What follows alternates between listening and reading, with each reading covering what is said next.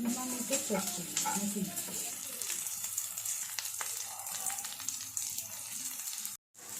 আদা লঙ্কা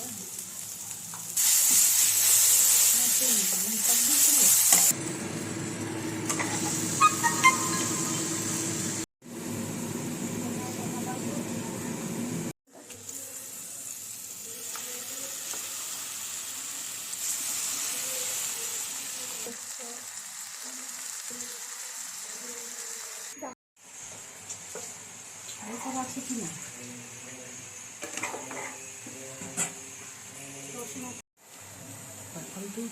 তুই আমাকে বুদ্ধি দিস দাও